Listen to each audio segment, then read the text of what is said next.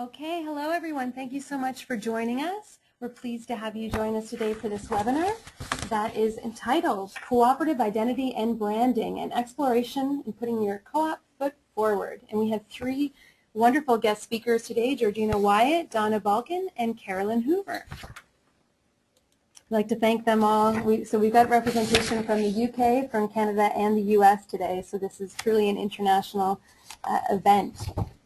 I'm going to tell you a little bit about our network that puts on these webinar series. So we're a pan-Canadian multidisciplinary research network. You may have heard of us, the Measuring the Cooperative Difference Research Network. We've been doing this webinar series since 2010. We're based here out of the Canadian Cooperative Association. This is the voice of Aaron Hancock. I coordinate that research network. And we're funded through the Social Sciences and Humanities Research Council of Canada. And we're looking at various aspects of measuring the cooperative difference and cooperative impact. And we have research partners from universities and cooperatives across the country. And we offer 6 free webinars every year, 3 in the fall and 3 in the spring. So we do have one more coming up this fall. We have ethnocultural cooperatives, race, society, and cooperative emergence. And we have that happening on November 20th. And our guest speakers are Jessica Gordon-Nembard from the City University of New York and Joanne Lee from the University of Victoria.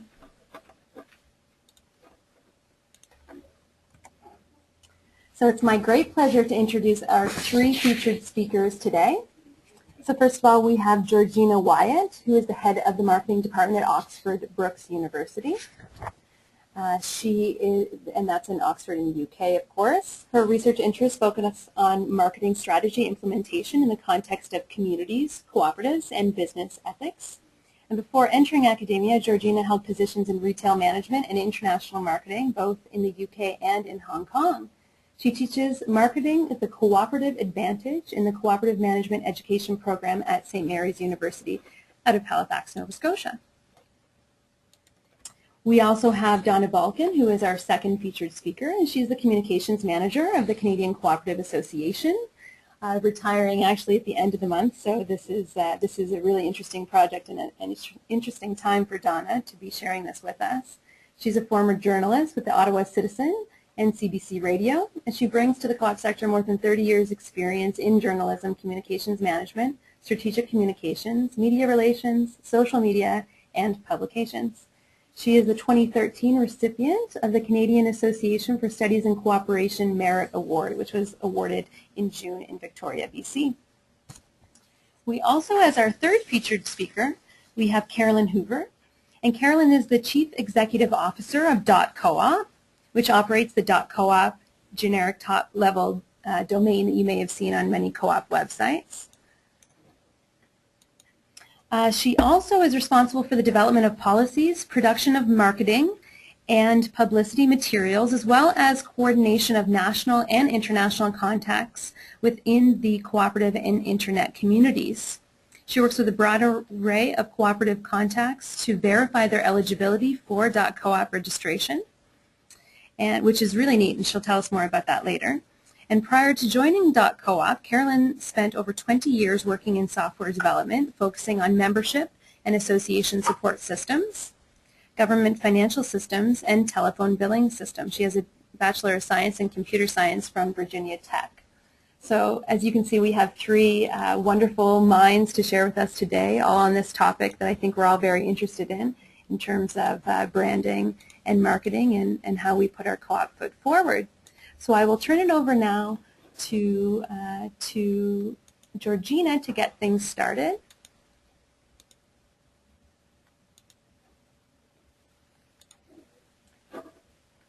So Georgina, you should be able to share your screen now. Yes, I hope so. Can you see it? Yes, we do. Okay, good. Right, so thank you, Erin. So my name's Georgina and I'm based at Oxford Brookes in the UK. I teach on the Masters in Co-op and Credit Union Management offered by St. Mary's in Nova Scotia. Your line is muted. And I've been undertaking some research into the challenges of marketing our cooperative advantage and essentially the problems of implementing it. And that's what I want to share with you today. So I want to start by looking at what really is MOCA. And of course, unfortunately, it's not one of these. It looks delicious, but really, marketing our cooperative advantage is, as I'm sure you all know, based on the belief that the principles of the cooperative advantage are valued by customers and members and other stakeholders, and that this offers cooperatives and credit unions a key point of difference when promoting themselves to audiences. And it's that point of difference that I want to talk about a bit in the next 10 minutes. Of course, one of the challenges is that promoting and marketing our cooperative advantage raises expectations about how the principles will be delivered, and that in itself can be very, very challenging. So, of course, the MOCA strategy is delivered differently in every cooperative that chooses to pursue this. And I don't want to persuade you, or at least my role is not to persuade you to implement such a strategy, but in this presentation I just want to flag up some of those organisational issues around the implementation of a strategy in order to aid understanding of the challenges and therefore to think about how we can overcome them in each of our cooperative or credit union organisations.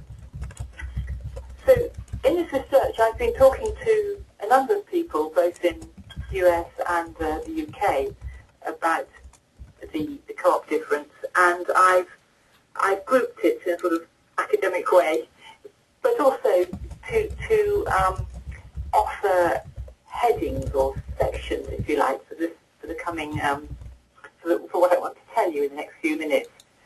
And the structure, what's coming over so very clearly is this perceived leadership commitment being absolutely key.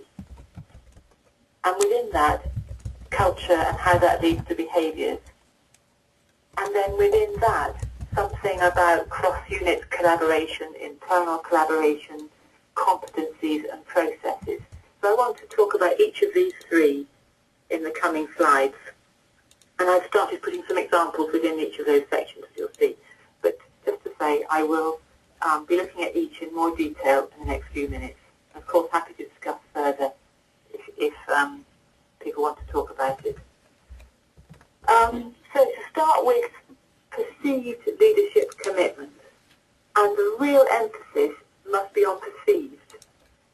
Of course, there must be leadership commitment to a marketing our cooperative advantage strategy as part of the marketing strategy, but what's really fundamental is that the organisation and people in the organisation must perceive that that leadership is there.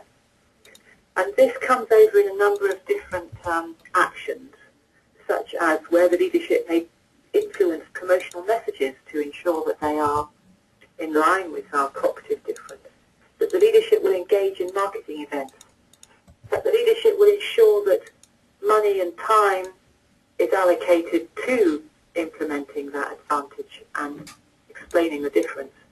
And that's particularly in the form of things like training, staff induction and internal communication. And explaining how decisions are made that are aligned with our MOCA strategy. And when I say that decisions might be, well, we are going to do this because it's in line with our principles. We're not going to do that because it's not in line with our principles. So a very clear communication of how decisions are made and a commitment to the values-related policies and processes, some examples of which I'll look at later. There's also an issue around the use of measures to get leadership commitment to actions. Such examples might be attempts to measure loyalty, which will help encourage leadership to commit to the actions around a MOCA strategy. And sometimes, of course, as I'm sure you all have seen, there's tensions between the values bit in the organisation, the social goals bit, and the finance bit. And what we want to do in a MOCA strategy is to enable those parts of the organisation to work together hand in hand, or at least I should say those two concepts to work together hand in hand. Now, so this next picture really is really related to a lovely quote from one of the people I talked to, who talked about eyes on the scoreboard and therefore not on the game. And so I think this is a wonderful example where if an organisation is too focused on the scoreboard, they can miss out on what we're about as an organisation and what our values and principles are. And of course we have to understand the finances, and of course we need to keep the score, but if we don't have the co-op difference, and if we don't understand the co-op difference, there will be no score to monitor. And that's the message I wanted to put forward with that picture. So the next one in my little sort of diagram of three areas is about culture, and in particular its influence on behaviours. And it's the doing and the actions that are seen as fundamental to demonstrating and explaining the co-op difference. Talking to someone in a credit union about why should our customers care, or potential customers care, how different we are from a bank, or why we're different, and what the difference is. And the way to communicate that difference is the way one acts, it's the way the organisation behaves. You can go on explaining the definition of cooperative till one is blue in the face, but in the end, it's about actions. The use of the Keep It Co-op logo, part of communicating what the co-op is, and that staff and customers, members, all understand about Keep It Co-op. One of the issues is the challenge of recruiting people with the right attitude or value set. As someone said, I can teach them to be a teller, another credit union example. But it's difficult to persuade them with their attitude and value set. And in a way that's easier. This example applies, if you like, on the shop floor at the lower level. What gets very difficult when you're recruiting senior bankers, senior retailers, senior managers, it's a very competitive environment out there, and one of the challenges is having them understand the co-op difference and recruiting them for their attitudes as well as their high-level skills. And of course, a culture linked to the internal understanding, all linked to leadership, the need for everyone in the organisation to understand about the value proposition. So moving on to competencies and business processes, which is my third little nest in my nest of three areas. We looked at internal competencies, and that's about understanding internally of the co-op difference, the co-op advantage, its values, principles and identity, and that's why I was particularly keen on emphasising resource put into induction and training. Of course, there must be opportunities for members to have their say. This must be managed in an effective way. Members may be particularly keen on local issues which must be listened to. There's also an issue about how strategy is implemented. So that's a balance that needs to be found. Processes must be put in place that are in line with cooperative difference. Another credit union example was where clients who want a loan that they can't afford are automatically funded by the credit union, are given further advice and counselling as to how they can get themselves into a situation where they can afford the loan. And there's also something about internal information flows as part of the business process in order to educate and measure colleague understanding. This, of course, links to the first book, but I've got an example of a, if you like, a sort of balanced scorecard. It's based on balanced scorecard. Some cooperatives call it a steering wheel. Essentially, each of those segments is then subdivided into measures which may measure such areas as number of hours worked in the community, number of members attending certain membership events, levels of knowledge of the cooperative difference. So each of those would be subdivided almost like in cake slices, and organisations would attempt to measure how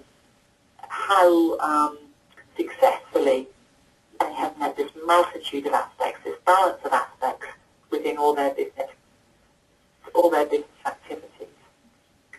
So almost finally, I want to talk about cross-business collaboration.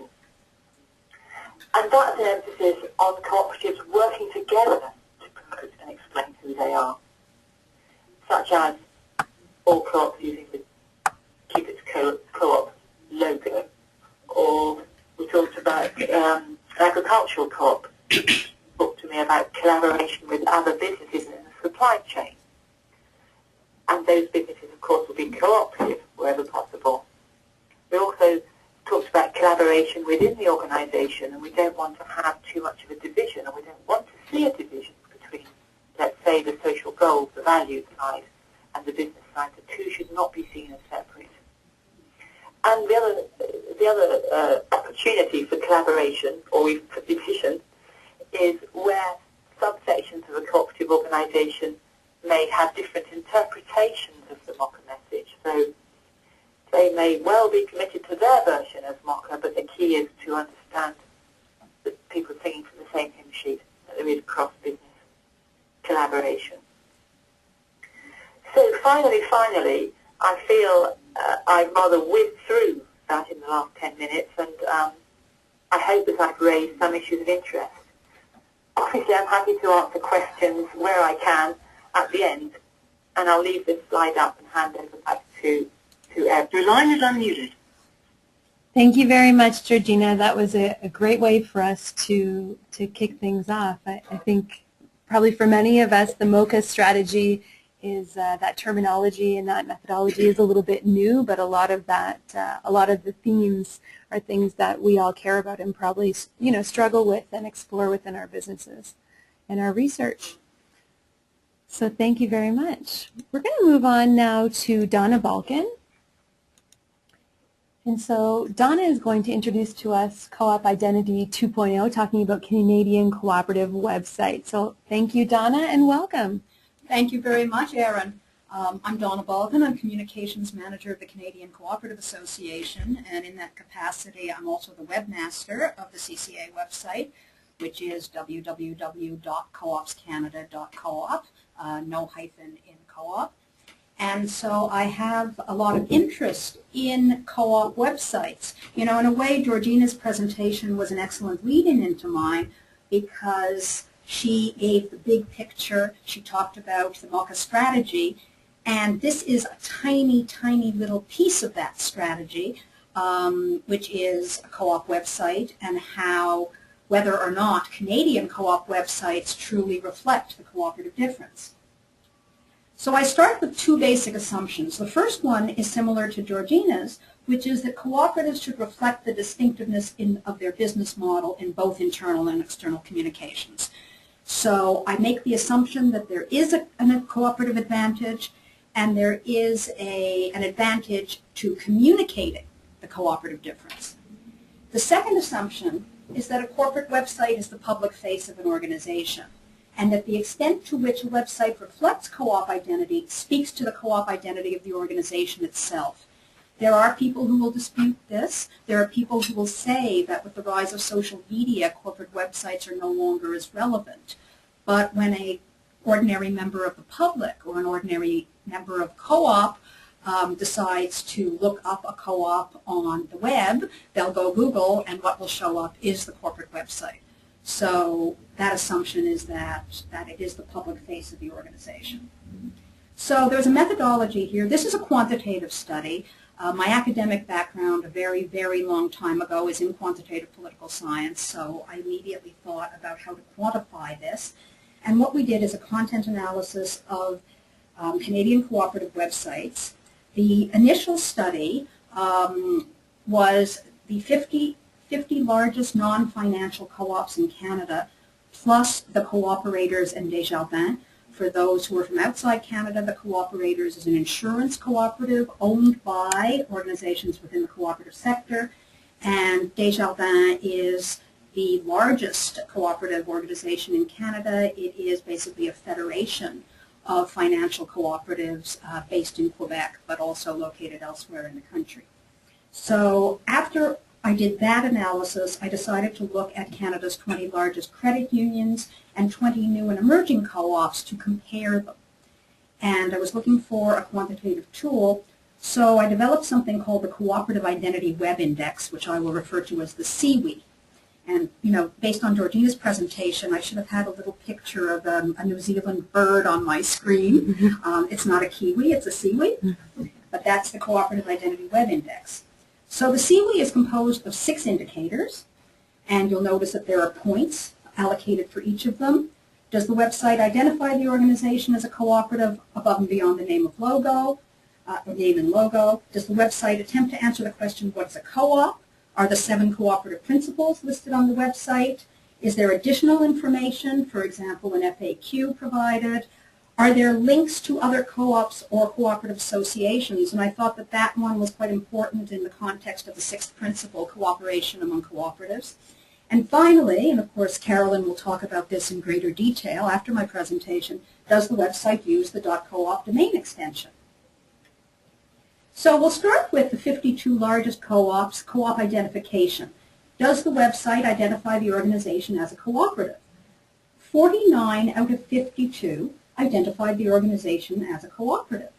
There were a couple who didn't.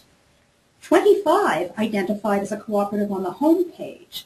25 identified as a cooperative on the 2nd level of navigation. For 3, you had to go 3 clicks. And by the way, 1 point was deducted from the score for each indicator for each time you had to click, because if it's buried in the bowels of a 3rd or 4th navigation of a website, nobody's going to see it. And 3 did not identify as a co-op. And you'll see some of the best practices up on the screen. You'll see some web shots from Nutri-Nord, which is a agricultural co-op in Quebec, and Co-op Atlantic, which is basically a federation, a service organization of cooperatives in Atlantic Canada. And these are examples of how they identify themselves as a cooperative. So the second indicator was, does the website attempt to answer the question, what is a co-op? And 36 out of 52 did. And only 1, which is Pioneer Co-op, and you'll see at the bottom of the screen where it says Your Community Builder, had info about what is a co-op on the home page. It says Pioneer Co-op is locally owned and controlled by its members. Profit is returned to the members based on their patronage.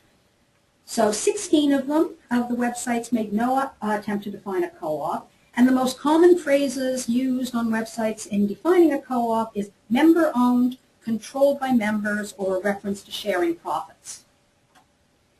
Third indicator, does the website list the 7 cooperative principles? 21 of the 52 websites did list the principles. 6 more made reference to the principles but didn't list them, and 25 made no reference to the principles at all. The screenshot you see on your screen is a very good example, Mountain Equipment Co-op, which lists the co-op principles there. Unfortunately, I think you have to go 2 clicks to get there, but it's a very good example of how the co-op principles are displayed on a website. So the 4th indicator, is there additional information? And 33 out of 52 sites did have additional information, usually on the 2nd or 3rd level of navigation. The one you see on the screen is the Co-operators, with that wonderful title, What Makes Co-ops Different? Indicator 5, are there links to other co-ops or cooperative associations? I gave half points to sites that listed co-ops and associations but didn't link them. And 28 of the 52 sites included at least 1 link.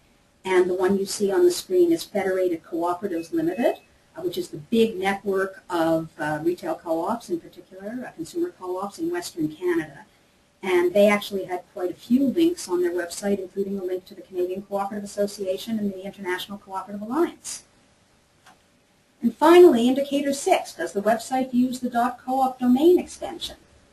Only 6 of the 52 largest co-ops used the .coop domain, including La Coop Fédérée, which is the largest agricultural co-op in Canada.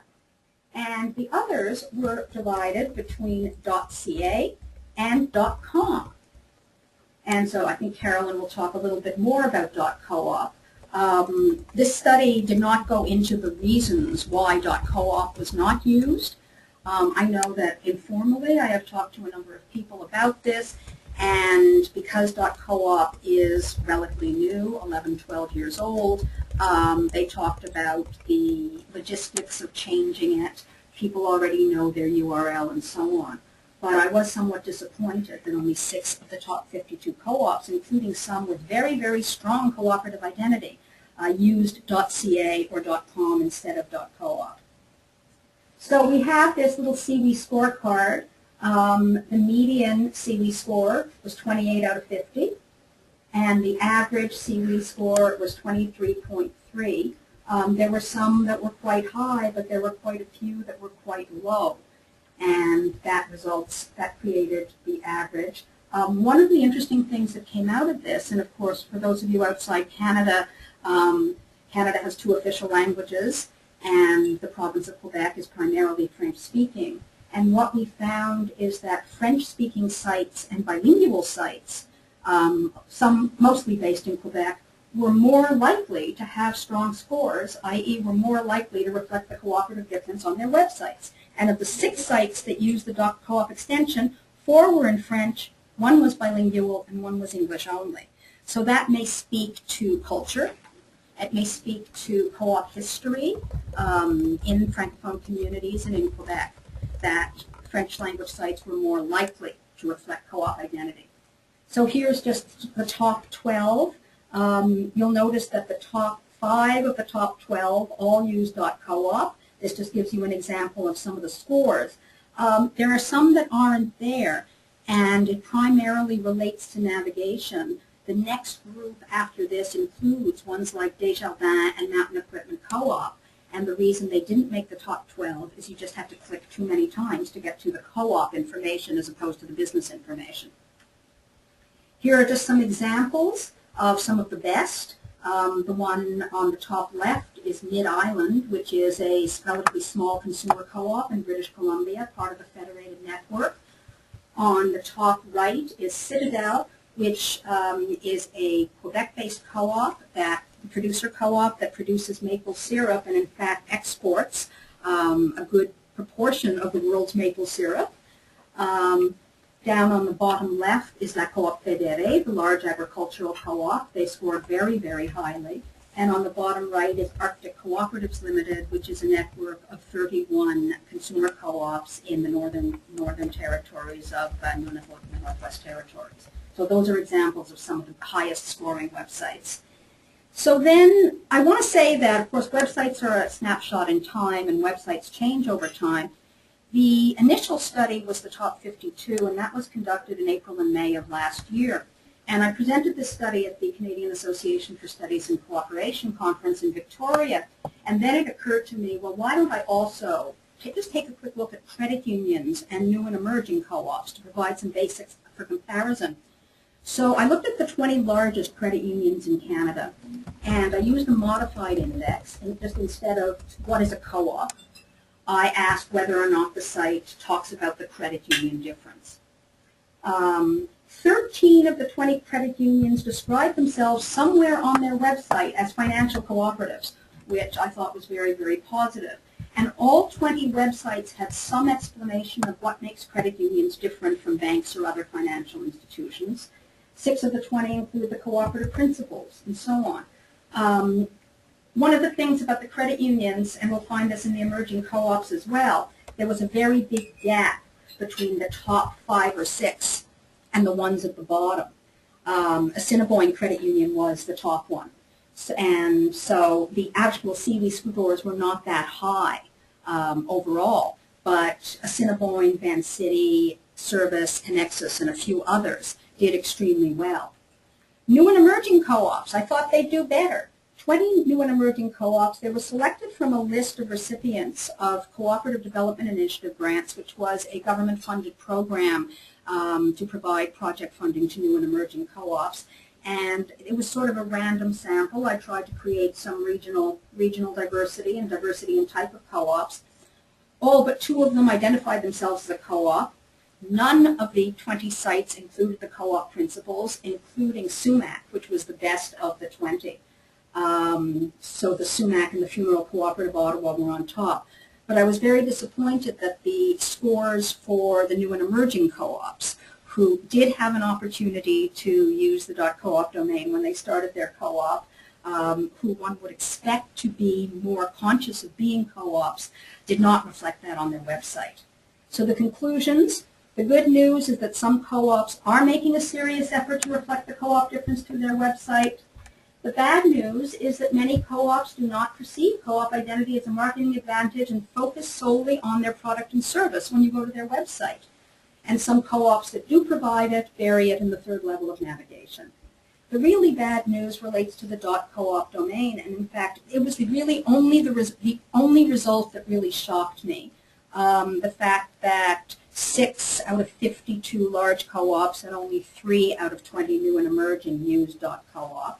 And finally, new and emerging co-ops are no more likely to reflect co-op identity than the large established co-ops. So that's basically my research, and thank you, and I look forward to your questions.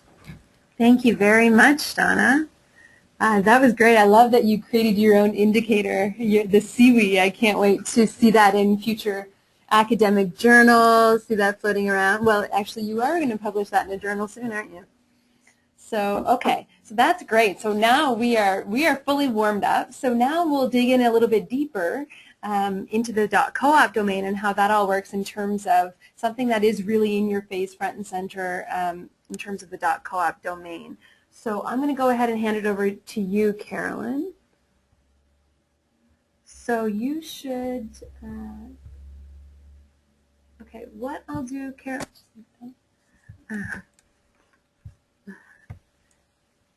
so Carolyn, you should be able to speak now. Yes, I can hear you, and I can speak. I hope everyone can hear me. We can hear you. Okay, so you should have an opportunity there to share your screen now. Perfect. We can see it. Go ahead. Okay. Hi, everyone. This is Carolyn Hoover with .coop. I'd like to say that this is a great time to be a co-op, but we do have to look forward as well as looking at where we are right now. And so that's what .coop's trying to do, is to look forward and move those indicators along that Donna has pointed out, which was actually very useful information to me.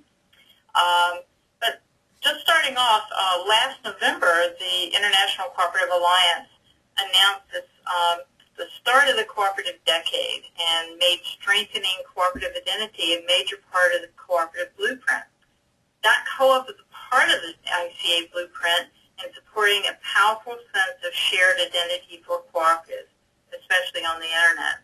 So it shows the desire of the ICA and other organizations to move cooperative identity to a forefront as we move forward in this new decade of co-ops. The question many co-ops have is, why .coop, as you can see from Donna's research? The answer is pretty simple: the growing power of the internet in reaching consumers and members. Cooperatives seized the opportunity in 2000 to have .coop become one of 7 new domains. The first one since legacy domains like .com, .net, and .org were first used in the late 1980s. And we're still going strong after 12 years later. Not as strong as we like, but we're still there. Everyone learned a lot from .coop and the other internet pioneers, or guinea pigs, and hundreds of businesses and communities are now poised to add thousands of new domains starting in 2014. That means that new attention will be focused on what's to the right of the dot on a domain name, and a .coop domain will become even more important in identifying cooperatives online. With .coop already in the marketplace, it gives us renewed exposure on the added value that .coop provides to the cooperatives. Why .coop again? Because the internet is the marketplace today. It's where people expect to be able to find information about your cooperative business. And although many people are using social media, as Donna talked about, to find out what's happening at your co-op today, or even right this minute, it's your website identified by your domain name. That's the place that people go to check their credit union balance or find out the best price for their insurance needs.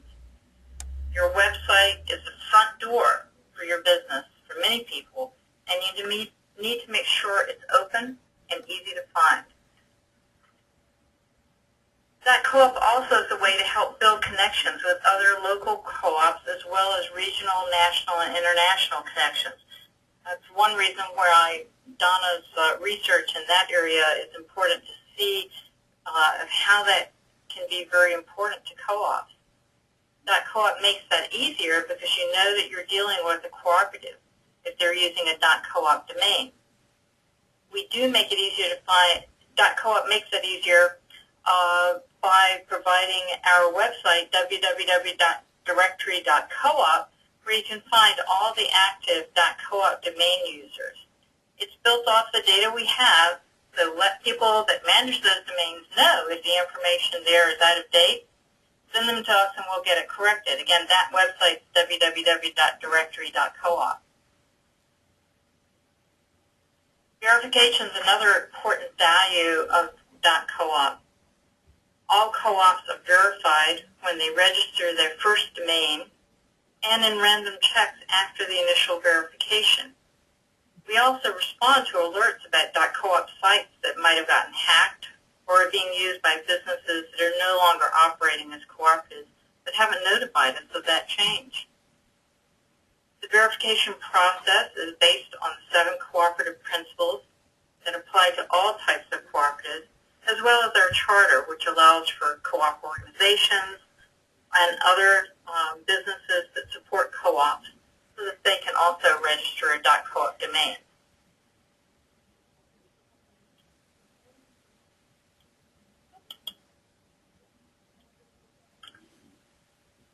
This verification process helps to ensure that the value of the domain is retained by those who have and use it for their .coop websites and emails, and for the members and consumers that look for it and use it. We want to support the cooperatives who truly represent co-op values and principles in their day-to-day business operations, and we want to maintain this value for the co-ops that use .coop. And finally, we want to make your website and business one that's known to consumers and members for its values and principles, because it's right there on the website every time they visit. It's not buried 3 levels down. It's what to the right of the dot will be gaining more and more attention. It's what to the right of the dot that will be gaining more and more attention in the coming years. Besides directory.coop, we also have some other ways that the .coop registry is promoting .coop and the co-ops that use it. You can follow us on Twitter and Facebook as .coop. We don't ignore social media, but we're focused on the domains. In addition, .coop sponsors the .coop Global Awards for Cooperative Excellence every 2 years. The awards recognize those very values that I was just talking about. Co-ops that demonstrate that they can be successful businesses or organizations and practice the cooperative principles in their business operations. It was interesting to see that many of the aspects of good websites that Donna looks for and that Georgina talked about in her presentation are also criteria for these awards. Go back one. 2, actually. And just so you know, that this year's awards will be presented in a little more than a week on November 4th to the 4 winners at the ICA General Assembly in Cape Town, South Africa. If you want to know who the winners are, please follow us on Twitter at DOTCOOP over the next few weeks. Make a note of that one. Keeps going forward twice there. Since I was paired with a couple people who had a great number of interesting facts from their studies, I wanted to show you some .coop numbers as well. As you can see, many co-ops around the world already see the value in having a .coop domain. And the infographic shows that we have more than 7,600 domains currently registered by co-ops in more than 80 countries. We continue to see an expansion of our markets in Africa, Asia, and Latin America, especially since the 2012 year of the co-op, as well as a growing percentage of registrations coming from outside our original market areas in North America Europe. And so I did this little chart based on the actual data from the .coop registrations, which shows that the original registration areas are still dominant from and part of our top 10 markets, with the U.S. and UK being the largest, and followed by France, Canada, and Italy in the top 5. Of course, there's room for growth, and that's our goal.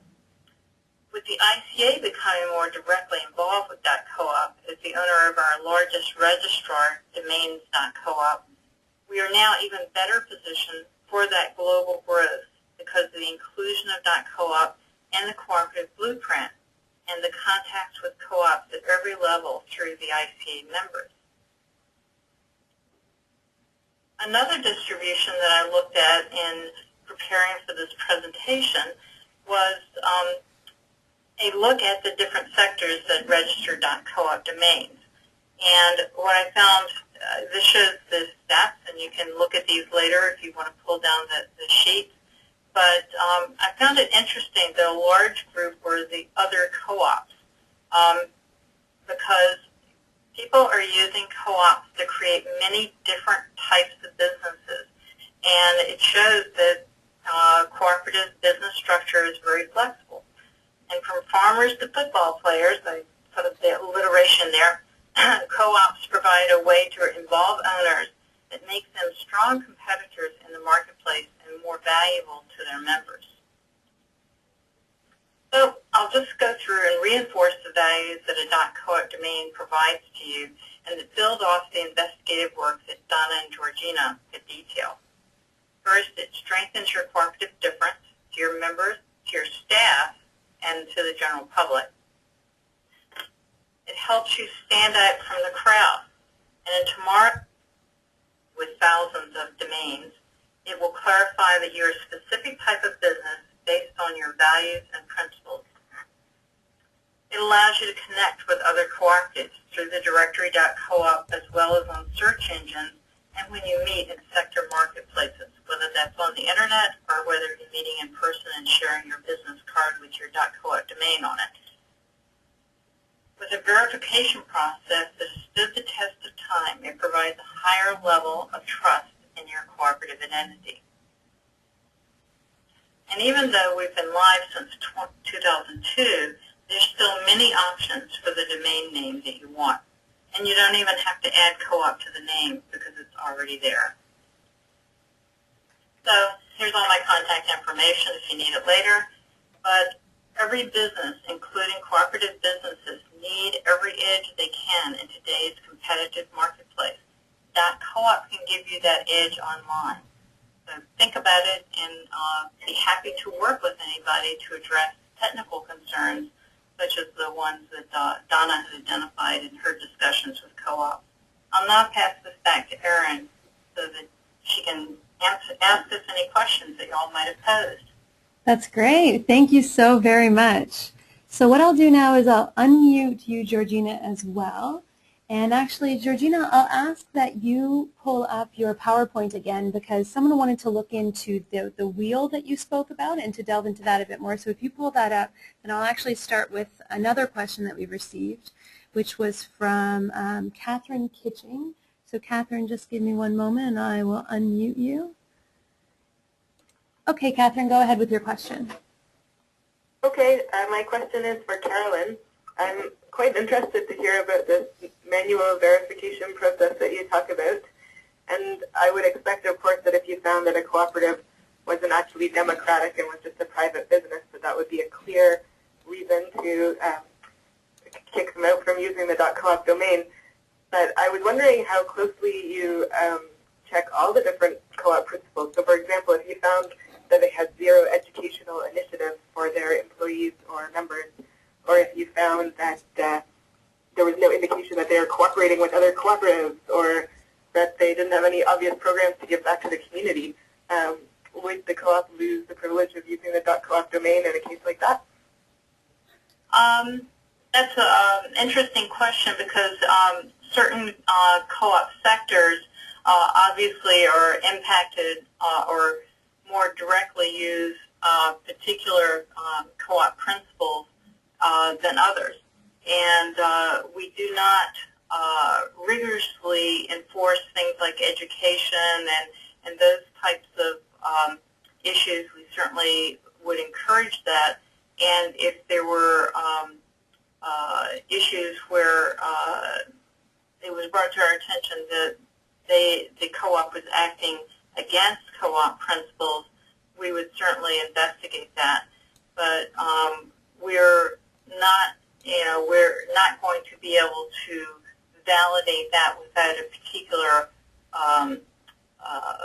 feedback from people who are impacted, and such as members. And we have gotten into some discussions with that, but we do look initially at bylaws, at membership in organizations, at what's on existing websites where that's appropriate.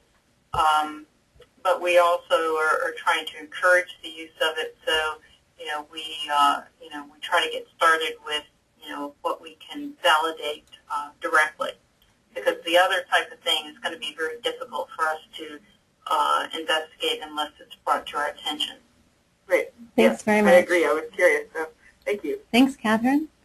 Okay, we've got just a clarifying question from Colleen Musselman to you, Carolyn, as well. Does .coop provide only the domain, or do they also help to build sites and do that kind of work as well? Well, .coop, the registry, the organization that I represent, doesn't actually provide anything but the domain. That's our and handles the verification. We're sort of the wholesaler of .coop domains, and we work with a network of registrars, and domains.coop is our largest registrar, the one that is now owned by the ICA. They can, in fact, help by providing hosting.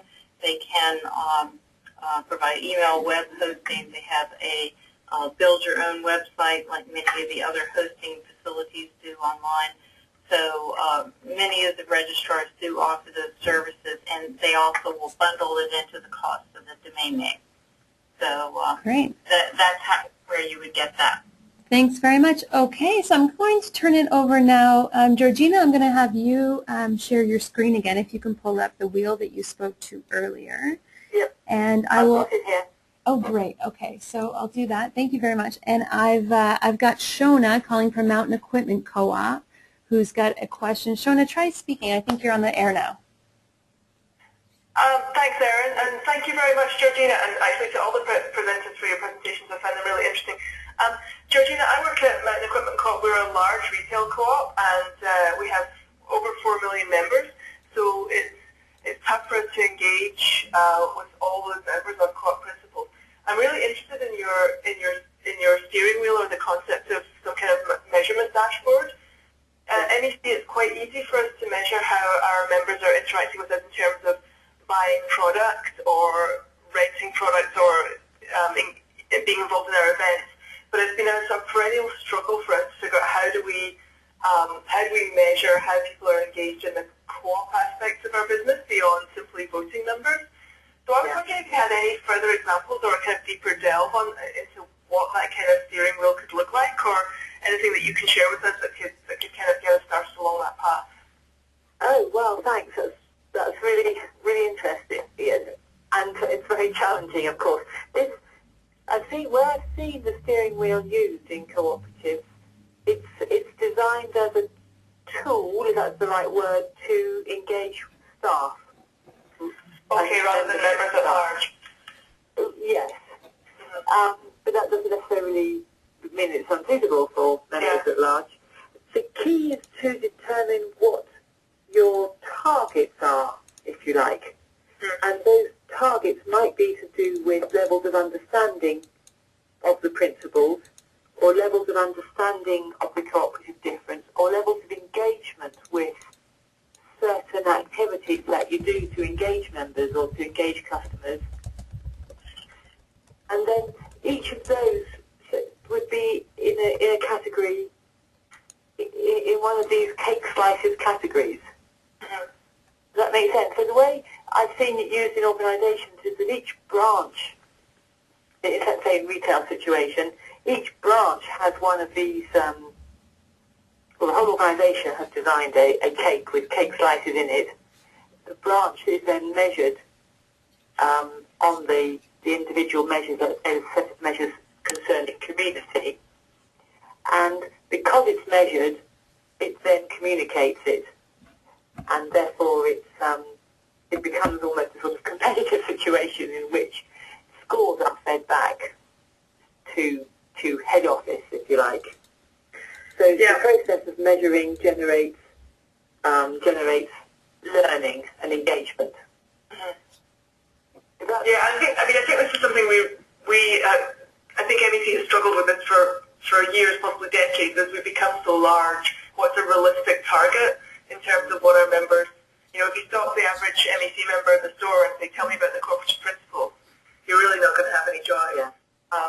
And is it realistic to expect that we'll ever get to a situation where 4 million people would be actively educated on cooperative principles? I'm personally not sure that is, but that's an interesting tool, and I was wondering how other organisations use it to measure their engagement, which is something where I'm wondering. Thank you very much, Shona. Conversation about for years, certainly long before I was at NEC, and I'm sure it will carry on for years and years into the future. Thank you. And Georgina, we've got a couple more questions. I'm wondering if it's possible that we can include a link on the website following this to some more of the information on that, because I'm sure Shona and some others would love to follow up. Okay. Thank you. I'm obviously happy to help if I can. Okay, that's perfect. Thanks very much. Thank you. Okay, so I've got a question here from Tom Webb, and I think it's directed to both the panelists, or to all of the panelists as well as folks that are on the line, so you can use your chat option to type in if you know the answer. And the question is anyone doing research relating to cooperative success or failure due to strong or weak cooperative identity? Does anyone have an answer to that for Tom? Donna? Hi, Tom. I've looked into this extensively, and in fact, your article in the book that Brett Fairbairn edited was one of the closest things to it. There really has not been a lot written in Canada, at least. Leslie Brown did some work on it a number of years ago, and some of the people at les autres études commerciales in Montreal and at HEC did some work on how the co-op principles inform internal operations, but didn't really look at external marketing. I tried very, very hard to find any research on this that was done in Canada and found next to nothing. But your article was very helpful, Tom. Thank you very much. Okay, so we're coming to the end of our time together. If anyone is doing something that's related to really amping up the co-op branding or the co-op identity within your organization, please do raise your hand, because it would be good to flag some interesting examples that people might want to follow up on. What will happen after this webinar is actually we'll post this webinar as a video. We'll also post all of the PowerPoints from the presenters and any additional links like we had mentioned. And so people will have an opportunity to share this with colleagues, hopefully take this back to your management, to your, around the board table, and to, stimulate the discussion in terms of how you showcase and operationalize your identity and where there's room for growth, and also to challenge that, where is it a marketing advantage, and to explore where it's also a disadvantage in some ways too, but to have that on your radar. So I want to have a big welcome, or a big thank you for all of the our 3 presenters that joined us from around the globe to share with us today. And I know we don't have applause on the line. I could insert it later in the audio, but I know that based on the feedback we've got so far through our menu here, there's been a lot of comments and engagement. So I want to thank everyone, and thank you all for attending as well. Have a great day, everyone. Thank you.